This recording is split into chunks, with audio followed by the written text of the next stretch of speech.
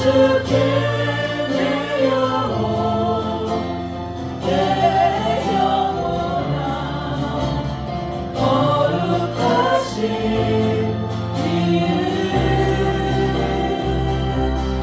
이전에 없었던 노래로 나 주님을 경배해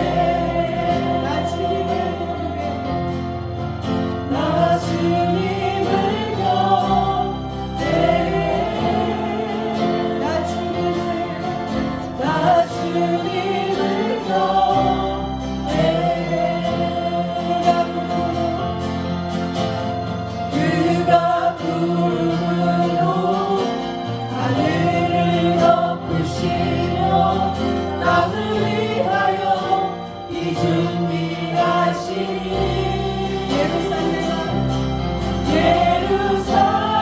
예루살렘아 여호와를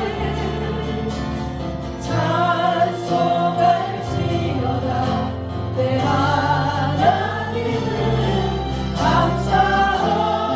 감사함으로 그 앞에 나가며 주님제 앞에 경배해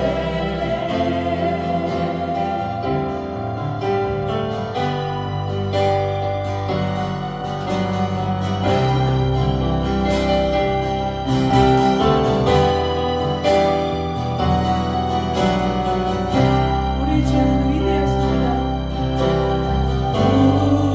우리 주는 위대하여 능력이 많으시도다. 그의 지혜 무궁하며 인자는 영원하도다. 상한 자를 고치시며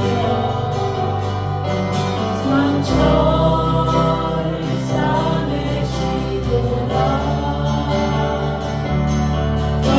벌들의 수를 세시며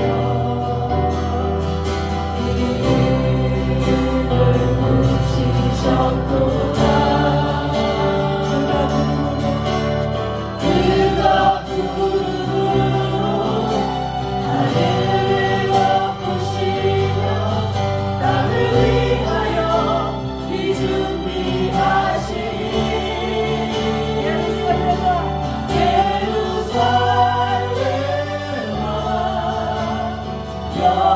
여호와를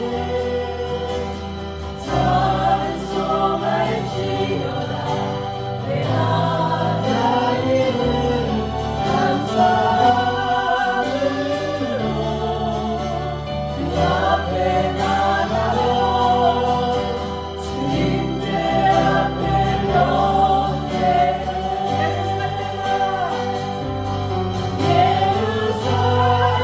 예루살렘아 여호와를 찬송할지어다. 내 하나님은 감사함으로 그 앞에 나가며 주님제 앞에 경배해 주님제 앞에 경배해.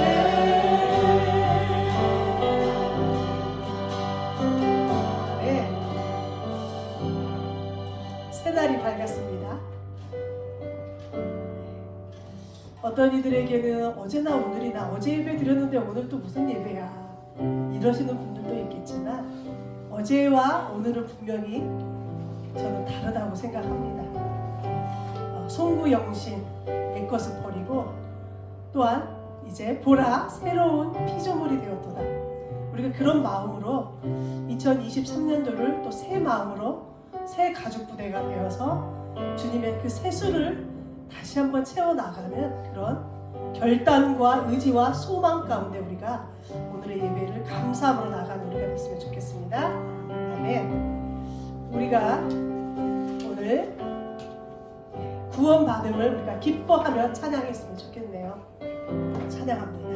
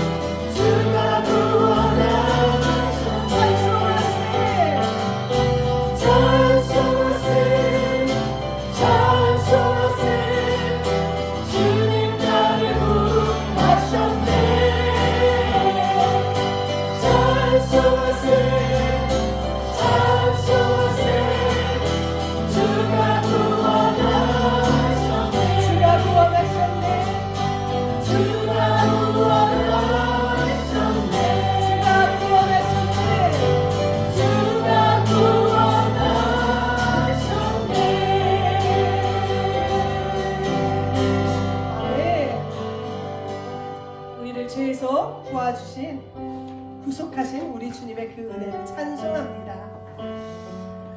마지막 우리의 또 결단을 다짐하는 찬양을 또 주님 앞에 올리기를 원합니다.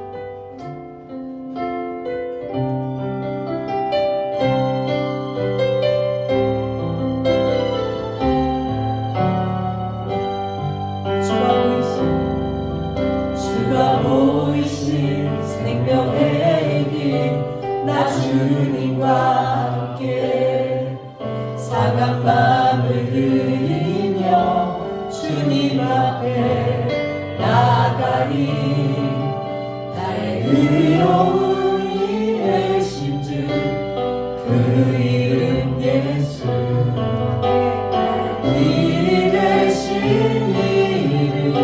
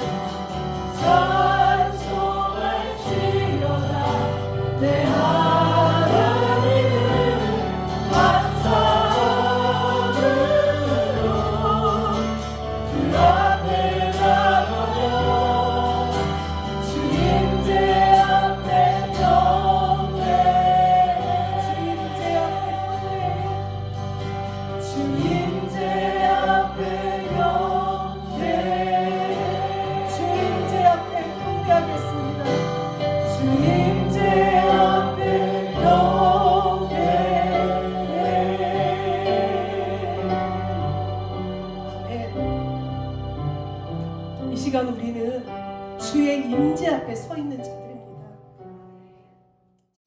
이 자리에 함께 하시는 우리 모두에게 새 아침에 떠오르는 햇빛보다 더 강렬한 하나님의 놀라운 사랑의 빛, 영광의 빛이 충만하기를 또 한 번 다시 축원합니다. 아멘.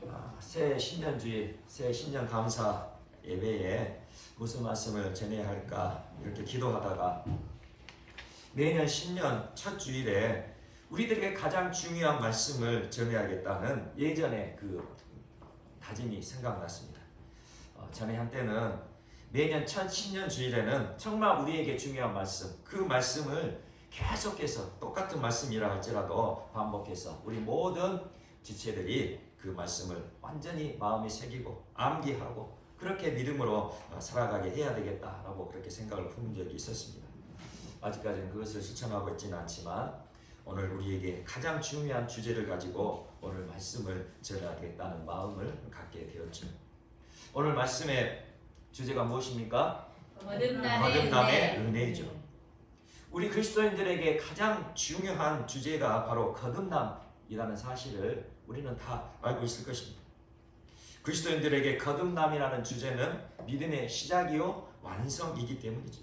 그러니 이 거듭남은 우리 모두에게 가장 중요한 주제인 것이죠. 또한 제가 목회자로서 이 자리에 서 있어야 할 당위성이 되어지고 또 제 책임이고 의무이기도 한 그 주제인 것입니다. 제가 목회자일 수 있는 이유는 다른 어떤 것보다도 이 자리에 함께하는 저를 포함한 우리 모두가 천국으로 나아가야 할 그 분명한 목표가 있기 때문입니다. 저희 목표는 오직 하나입니다.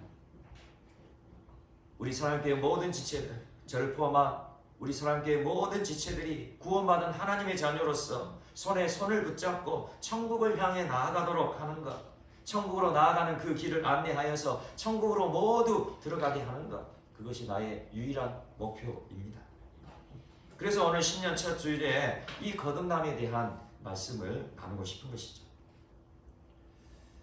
거듭나지 않으면 그 누구도 천국에 들어갈 수 없기 때문입니다. 이것은 저의 말이 아니라 예수님이 하신 말씀이시죠. 요한복음 3장에서 예수님을 찾아온 니고데모에게 분명하게 예수님께서 말씀하셨어요. 예수님을 찾아온 니고데모 어떤 사람입니까? 바리새인이었죠. 하나님의 율법에 정통한 바리새인이었고 유대 산헤드린 공회원이었어요.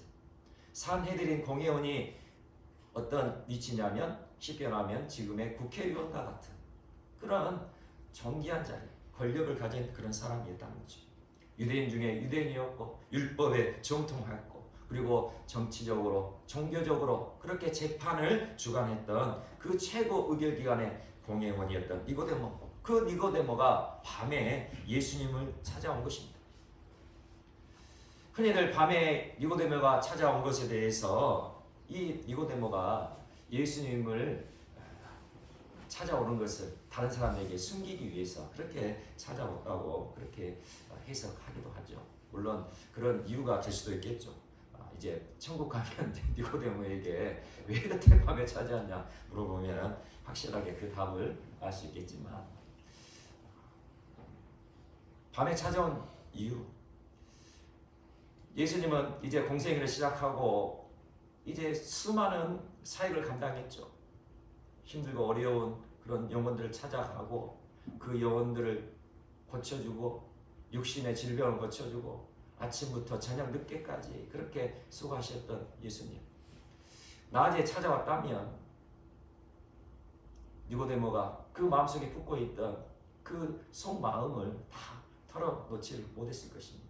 그러니 가장 편하게 마음을 나누고 서로 대화할 수 있는 그 밤에 니고데모가 찾아오지 않았나 그렇게 생각해 봅니다. 그리고 지금 니고데모가 예수님을 찾아온 이때는 이제 막 예수님께서 공생애를 시작했을 때, 그러니 아직 그렇게 크게 바리새인과 종교 지도자들에게 핍박을 받고 있었던 때가 아니라는 것이죠. 이제 니고데모가 예수님께 찾아왔어요. 그런데 니고데모가 예수님께 나와왔을 때 예수님은 이렇게 말씀하셔요. 누구라 말씀하시냐면 요한복음 3장 3절입니다. 예수께서 대답하여 이르시되 진실로 진실로 내게 이르노니 사람이 거듭나지 아니하면 하나님의 나라를 볼 수 없느니라. 그리고 이어서 또 말씀하시죠. 예수께서 대답하시되 진실로 진실로 내게 이르노니 사람이 물과 성령으로 나지 아니하면 하나님의 나라에 들어갈 수 없느니라. 육으로 난 것은 육이요 영으로 난 것은 영이니 내가 내게 거듭나야 하겠다 하는 말을 놀랍게 여기지 말라. 예수님께서 베푸시는 그 놀라운 사역, 하나님께서 보내시지 않았다면 그 놀라운 이적을 베풀 수 없었다. 그렇게 생각했던 니고데모. 이 니고데모는 하나님께서 약속하신 메시아를 기다리고 있던 그런 유대인이었어요. 그래서 그 니고데모의 마음에 혹시나 예수님께서 하나님이 보내신 메시아가 아닐까 그 생각이 계속 맴돌고 있을 때 결국 니고데모가 밤에 예수님을 찾아왔고 그렇게 찾아온 예수님에게 오늘 이렇게 말씀하셨다는 거예요. 사람이 물과 성령으로 나지 아니하면 하나님의 나라에 들어갈 수 없느니라. 육으로 난 것은 육이요 영으로 난 것은 영이니 내가 내게 거듭나야 하겠다 하는 말을 놀랍게 하지 말라. 우리 사람들은 엄마의 뱃속에서 약 10달 동안 지내다가 응아하고 울음 터뜨리며 이 세상에 태어나죠. 육으로 처음 태어난 것이죠. 그런데 오늘 예수님께서 거듭나야 되겠다. 거듭나야 천국에 들어갈 수 있다. 그렇게 말씀하시는데 이 거듭난다는 의미는 다시 태어난다는 것이죠. 그러니 이 거듭난다는 것은 우리가 육으로 다시 태어난다는 것이 아니라 영으로 다시 태어난다는 것을 의미하고 있습니다. 육으로 난 것은 육이요. 이미 우리는 육으로 한번 태어났습니다. 그러니 이제는 영으로 다시 태어나야 된다는 거예요. 영으로 난 것은 영이 내가 내게 거듭나야 하겠다는 말을 놀랍게 여기지 말라. 우리 모두에게도 예수님께서 이렇게 말씀하고 계세요. 내가 내게 거듭나야 하겠다 하는 말을 놀랍게 여기지 말라. 거듭나야 한다는 이 사실에 놀라지 않는 우리 모두가 되시기를 간절히 소망합니다. 아멘. 영으로 다시 태어난다는 것, 그렇다면 무엇을 의미하는 것일까요? 이 니고데모는 거듭나야 된다라고 예수님이 말씀하시니까 이것을 이해하지 못했어요. 다시 어찌 우리가 엄마 뱃속에 다시 들어가서 다시 태어날 수 있겠습니까? 그렇게 반문할 정도로 니고데모는 전혀 이 말씀을 이해하지 못했죠. 그런데 오늘 본문 말씀을 보게 되면 이 거듭난다는 의미가 무엇인지를 우리는 분명히 알게 됩니다. 중생의 씻음과 성령의 새롭게 하심으로 태어나는 것, 이것이 바로 거듭나는 것이죠. 이것은 예수님께서 니고데모에게 말씀하신 것처럼 물과 성령으로 거듭나야 한다고 하신 말씀과 동일한 의미의 말씀인데 좀 더 상세하게 우리에게 풀이해서 말씀하고 계신다는 것을 알아야 합니다. 예수님께서 말씀하신 물과 성령이 바로 중생의 씻음과 성령의 새롭게 하심과 같은 의미라는 것입니다. 예수님 말씀하신 물, 바로 이 물이 중생의 씻음이라는 것이죠. 어떤 분들은 이 물이 말씀이라 그렇게 해석하는 분들도 있고 어떤 분들은 이 물이 세례라 그렇게 말씀하시는 분도 있어요. 그런데 오늘 본문 말씀을 보게 되면 이 물이 중생의 씻음과 같다는 것이에요. 5절 말씀을 우리가 함께 보도록 하겠습니다. 오늘 본문 5절 말씀 함께 보겠습니다. 시작. 우리를 구원하시되 우리가 행한 바 의로운 행위로 말미암지 아니하고 오직 그의 궁일하심을 따라 중생의 씻음과 성령의 새롭게 하심으로 하셨나니. 아멘. 그러면 이 중생의 씻음 무엇입니까? 이 중생이라는 것은 거듭난다는 그 의미와 같은 의미인데 이 중생의 씻음, 이 씻는다. 우리가 거듭나기 위해서는 반드시 씻음이 있어야 되는데 이 씻음은 무엇입니까? 바로 예수 그리스도의 십자가의 보혈로 우리가 씻김을 받아야 거듭나게 된다는 것이죠. 거듭나기 위해서는 반드시 우리가 예수 그리스도의 보혈로 우리의 죄된 본성, 원죄가 깨끗하게 씻음을 받아야 하는 거예요.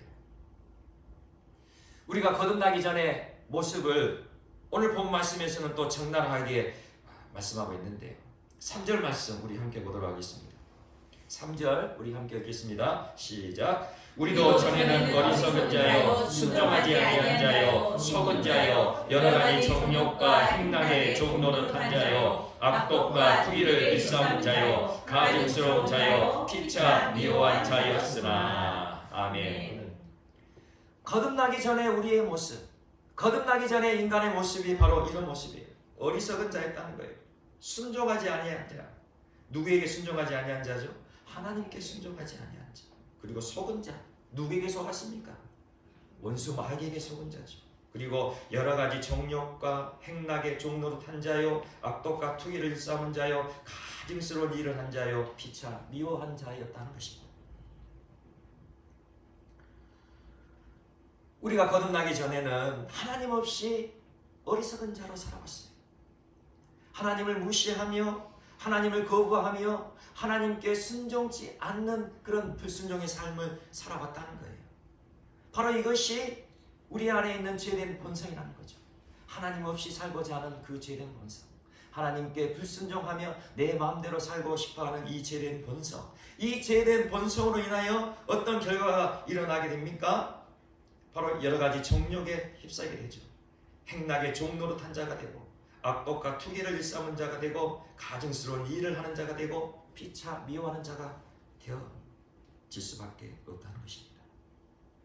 그러니 우리는 먼저 내 안에 있는 이 죄된 본성, 이 원죄를 깨끗하게 씻음을 받아야 된다는 것이죠. 예수님께서 나의 모든 죄를 대신 감당하시기 위하여 십자가에 피 흘려 죽으신 주님이심을 우리가 믿음으로 중생의 씻음을 경험해야 하는 거예요.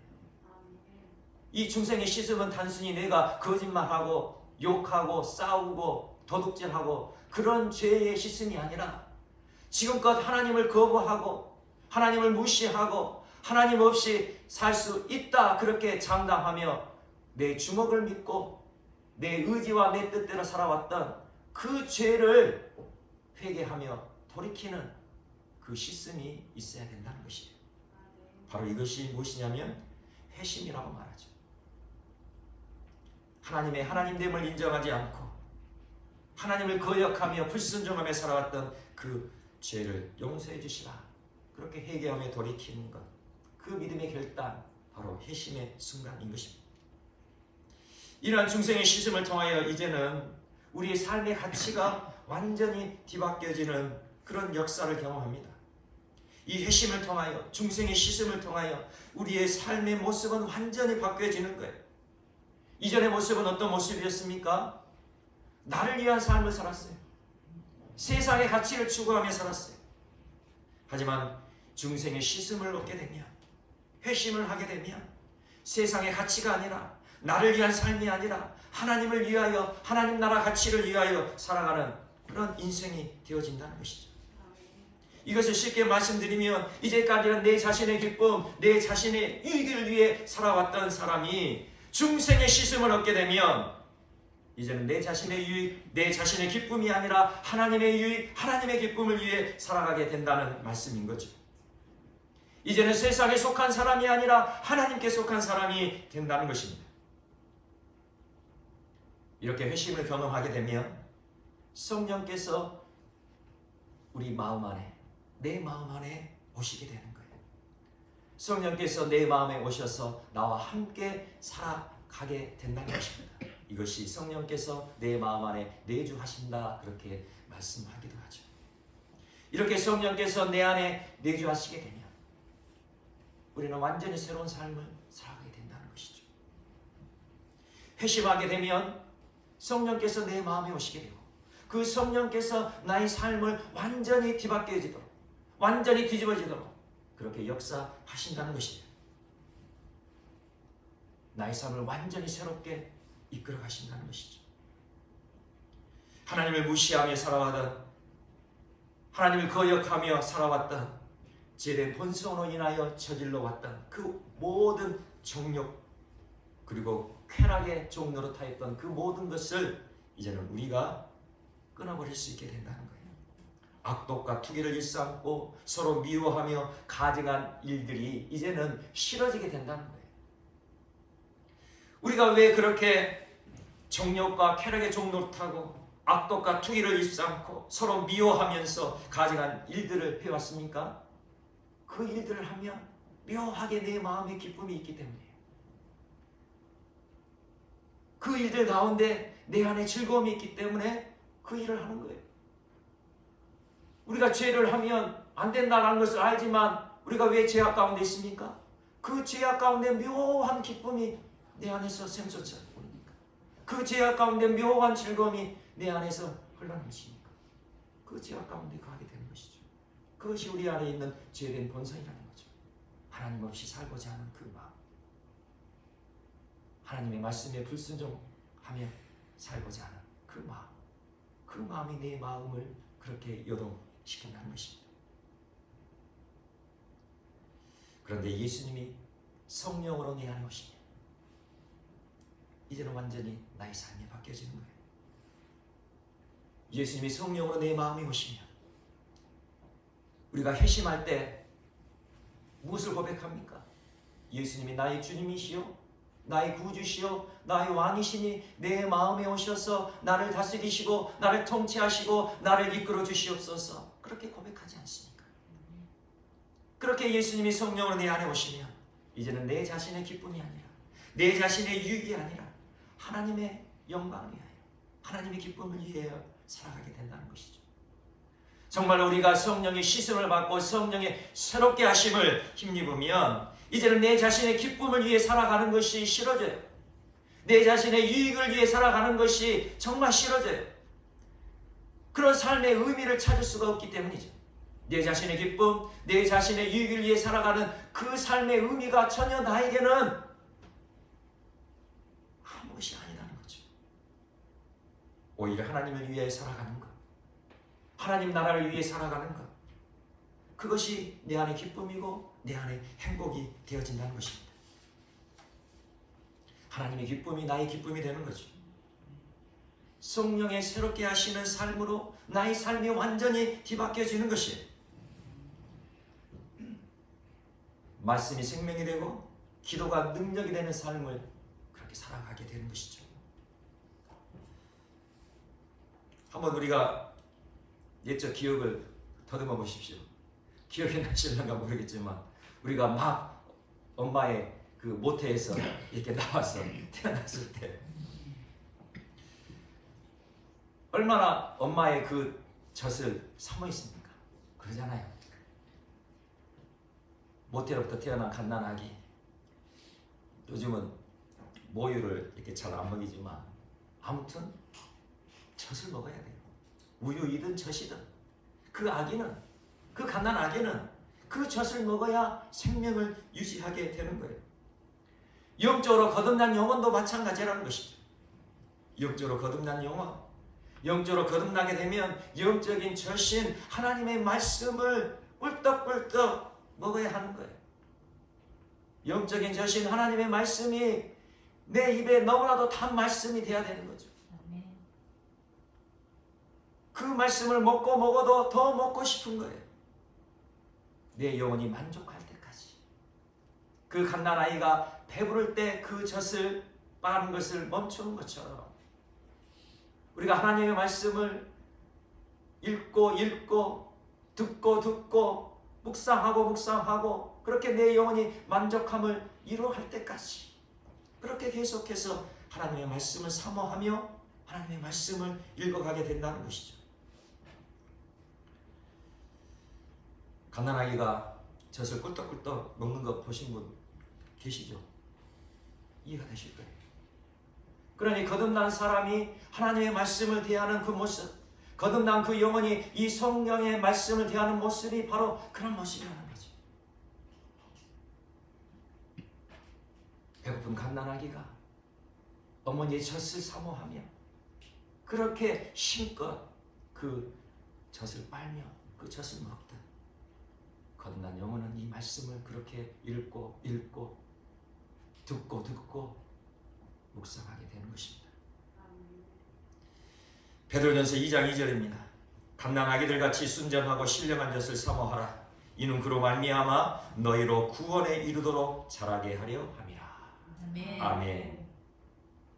갓난아기들 같이 순전하고 신령한 젖을 사모하라. 지금 베드로 사도는 갓난아기를 비유로 이렇게 말씀하고 있잖아요. 갓난아기들이 엄마의 젖을 사모하듯 영적으로 거듭난 너희들도 그렇게 순전하고 신령한 젖을 사모해야 된다는 거예요.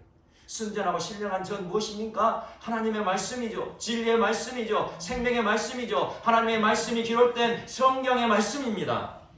그 말씀을 사모하며 그 말씀을 읽을 때에 너희로 구원에 이르도록 자라게 하려 합니다. 아멘. 하나님의 말씀이 우리를 구원에 이르도록 자라게 하신다는 것입니다. 갓난아기가 젖을 먹지 않으면 그 갓난아기가 어떻게 성장할 수 있겠습니까? 갓난아기가 성장하지 못하면 끔찍한 일이죠. 10년, 20년, 30년 돼도 계속 갓난아기 그 모습이라면 너무나도 비참한 거예요.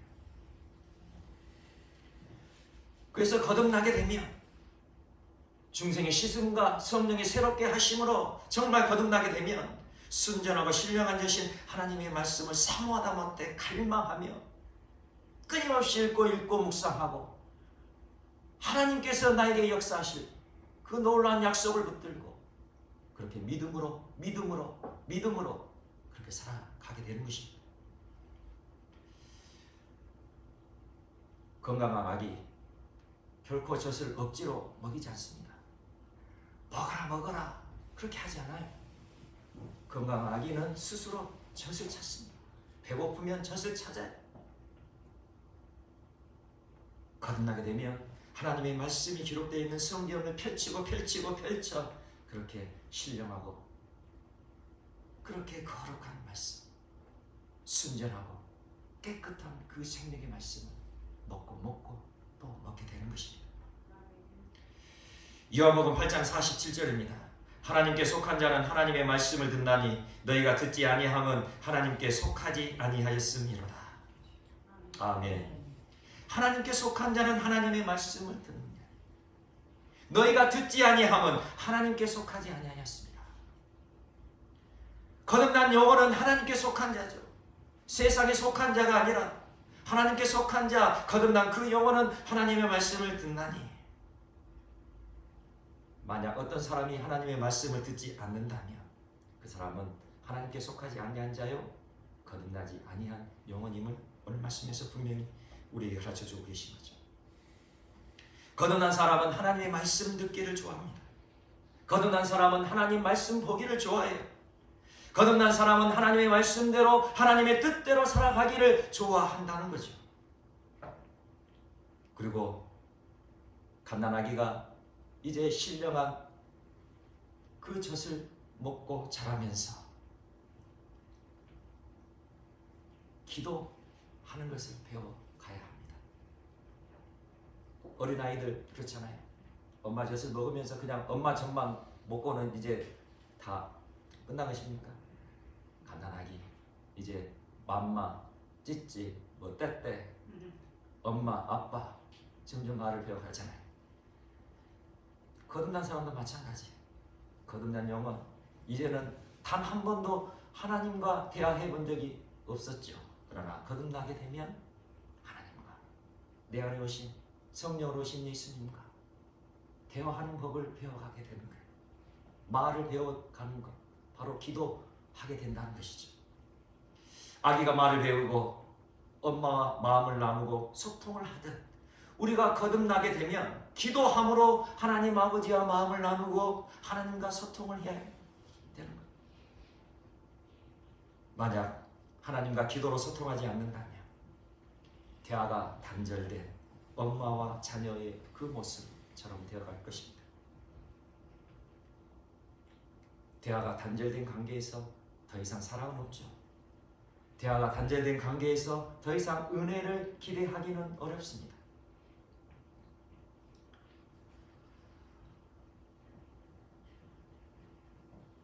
그래서 우리는 거듭나야 되는 것입니다. 우리가 영적 태아에서 머물러 있어서는 안 된다는 거예요. 그런데 수많은 그리스도인들 스스로 그리스도인이라 하고 주위에서 그리스도인이라 일컫는 수많은 교회에 나오는 사람들 중에 거듭나지 못하고 영적 태아 상태로 머물러 있는 사람들이 너무나도 많다는 것입니다. 영적 태아 어떤 상태이죠? 아직 배 안에 있는 거예요. 엄마 뱃속에 있는 거예요. 엄마 뱃속에 있으면 어떻습니까? 분명 엄마하고는 서로 연결되어 있잖아요. 엄마와 연결되어 있어서 엄마가 모든 그 영양분을 공급해주고 숨도 쉴 수 있도록 그렇게 엄마가 모든 것들을 다 공급해줘. 그러니 그 안에 있으면 얼마나 편할까요? 얼마나 안락할까요? 너무나도 좋겠죠. 그래서 수많은 교회에 있는 사람들이 영적 태아에 머물고 싶어 한다는 거예요. 이제는 10달이 되어서 거듭나야 될 때가 됐는데 다시 태어나야 될 때가 됐는데도 여전히 영적 태아 속에 머물러 있고자 하는 그 마음들이 우리에게 있다는 거예요. 하나님이 누구신지도 다 알고 있습니다. 예수님이 누구이신지도 다 알고 있어요. 성령께서 어떠한 역사를 이루신지도 다 알고 있어요. 엄마와 연결되어 있는 그 태아, 어떻게 보면 엄마와 감성적으로 연계되어서 엄마가 놀라면 그 태아도 놀란다 그러죠. 엄마가 기쁘면 그 태아도 기쁘다 그러죠. 그런 거와 마찬가지로 영적 태아로 머물러 있는 그 영혼들도 마찬가지예요. 하나님도 다 알고 예수님도 다 알고 성령의 역사도 다 알지만 그 영적 태아로 머물러 있다면 어떻게 되겠습니까? 10살이 되어도 계속 그 엄마 뱃속에 머물러 있다면 11달이 되고 12달이 되고 13달이 되고 그렇게 된다면 결국에는 그 태아는 엄마 뱃속에서 사상이 되겠죠. 수많은 그리스도인들이 그렇게 영적 사상을 경험하게 된다는 것입니다. 이제 거듭나야 될 때가 됐다면 이제는 그 영적 태아의 영적 그 자궁 안에서 이제는 우리가 밖으로 나와야 된다는 거예요.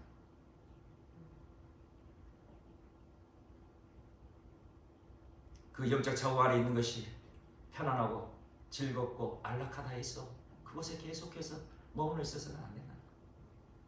그곳에 머물러 있다면 이제는 그 영혼은 계속해서 죽어가게 되겠죠.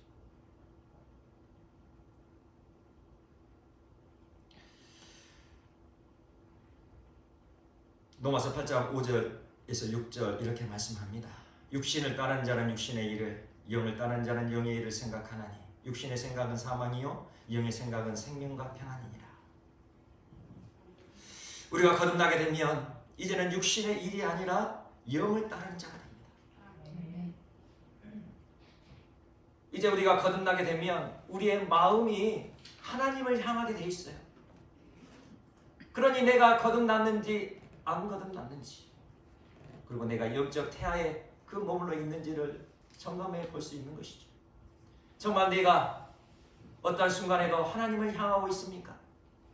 어떤 상황 환경 속에서도 내 마음이 하나님을 향하고 있습니까?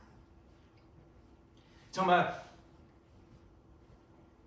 하나님과 함께 하기를 내가 기뻐하고 즐거워하고 있습니까?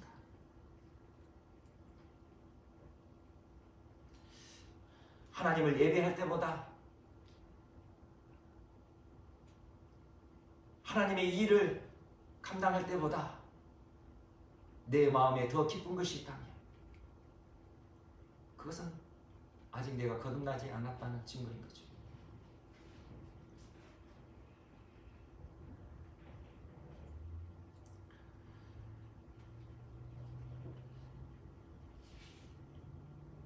요한복음 3장 16절에 우리가 거듭날 수 있는 그 이유에 대해서 분명히 말씀하여 주세요. 하나님이 세상을 이처럼 사랑하사 독생자를 주셨으니 이는 그를 믿는 자마다 멸망하지 않고 영생을 얻게 하려 함이시니라. 하나님께서 독생자 예수 그리스도를 우리에게 주심으로 그를 믿는 자마다 멸망하지 않고 영생을 얻게 하셨습니다. 예수 그리스도를 통하여 우리를 거듭나게 하셨다는 것이죠. 오늘 말씀을 보게 되면 4절에 이렇게 말씀합니다. 우리 구주 하나님의 자비와 사람 사랑하심이 나타낼 때에 5절 우리를 구원하시네. 하나님의 자비와 사람 사랑하심이 바로 독생자 예수 그리스도를 통하여 우리에게 증거되어졌다는 것이에요. 하나님의 자비하심, 하나님의 사람 사랑하심이 바로 예수님의 십자가에 담겨져 있고 그 십자가를 통하여 우리를 구원하시고 우리를 거듭나게 하셔서 그 영생의 소망을 누리며 하나님께서 약속하신 그 놀라운 은혜를 누릴 수 있도록 그렇게 역사하신다는 것이죠. 우리 7절 말씀 함께 보도록 하겠습니다. 7절입니다. 시작. 우리로 그의 은혜를 힘입어 의롭다 하심을 얻어 영생의 소망을 따라 상속자가 되게 하려 하심이라. 아멘. 우리가 거듭나게 되면 하나님께서는 이 놀라운 은혜를 주십니다. 영생의 소망을 따라 상속자가 되게 하시는 이 놀라운 은혜를 우리에게 허락하여 주신다. 영생의 소망, 우리에게 천국의 소망을 허락하신다는 거죠. 천국을 바라볼 수 있는 믿음의 눈을 열어주신다는 거예요. 거듭나게 되면 천국을 소망하는 그 눈이 열어지고 어떠한 고난과 어떠한 역경과 시련 속에서도 천국을 바라볼 때에 우리는 우리의 믿음을 지켜나갈 수 있게 된다는 것입니다. 영생의 소망을 따라 상속자가 되게 하십니다. 우리는 지옥 불못에 떨어져야 할 죄인이었지만 하나님을 욕되게 하고 하나님의 마음을 아프게 하고 하나님께 참으로 큰 고통을 드릴 수밖에 없는 우리들이었지만 하나님은 그의 아들 예수 그리스도를 통하여 예수 그리스도의 십자가의 보혈의 그 은혜를 통하여 상속자가 되게 하셨습니다. 하나님의 의를 힘입어 하나님 나라를 소유할 수 있는 상속자로 우리를 부르셨다는 것이죠. 그러니 우리는 겸손하게 하나님께 은혜를 구해야 할 것입니다. 이 거듭남의 은혜는 전적인 하나님의 은혜예요. 하나님께서 허락하여 주셔야만이 우리는 거듭날 수 있는 거예요. 그러니 겸손하게 하나님께 진실하게 하나님께 구해야 할 것입니다. 하나님, 나의 삶을 되돌아보니 나의 믿음을 되돌아보니 아직 내가 거듭나지 않은 것 같습니다. 내가 하나님을 알고 예수 그리스도께서 십자가에 왜 죽으셨는지를 분명히 알고 성령께서 나의 삶 가운데 어떻게 역사하여 주시기를 원하시는지도 알지만 나의 삶의 모습을 보면 아직 거듭나지 않은 것 같습니다. 오늘 하나님께서 나에게 이 귀한 말씀 주셨습니다. 예수님께서 귀한 이 은혜의 말씀 주셨으니 이제 내가 거듭나고 싶습니다. 진정으로 내가 중생의 씻음과 성령의 새롭게 하심의 그 은혜를 누리며 살아가고 싶습니다. 그렇게 고백할 수 있는 우리 모두가 되기를 간절히 축원합니다. 아멘. 그렇게 고백할 때 하나님께서 은혜를 베풀어 주실 거예요. 가장 귀한 독생자 예수 그리스도를 우리에게 주신 하나님, 그 하나님이 우리를 사랑하시는데 우리를 구원하시기 위하여 그 모든 것을 다 하셨는데 우리의 간절한 소망, 우리의 간절한 그 소원을 어찌 외면하시겠습니까? 우리 안에 갈망이 있느냐? 정말 내가 거듭남으로 하나님을 위하여 하나님 나라를 위하여 그렇게 기쁨으로 살아가기를 원하는지, 그리고 하나님의 의로우심을 힘입어 영생의 소망을 따라 상속자의 그 놀라운 은혜를 누리며 살아보고 싶은지, 그 마음이 중요한 것이죠. 세상의 정녕, 세상의 기쁨이 아니라 세상의 즐거움, 세상의 유익이 아니라 하나님께서 나에게 주신 그 영생의 그 놀라운 은혜로 하나님의 나라를 위하여 쓰임받기를 원하는 정말 그 믿음 가운데, 그 간절한 소망 가운데 하나님께서 우리의 믿음을 이루어 주실 것입니다. 우리의 믿음 가운데, 우리의 소망 가운데, 우리의 간절한 갈망 가운데 우리의 영혼이 거듭나게 하실 것입니다. 그래서 영생의 소망을 따라 하나님의 나라를 상속받는 귀한 하나님의 자녀요 예수 그리스도의 제자로 아름답게 귀하게 그렇게 살아가게 하실 것입니다. 아멘.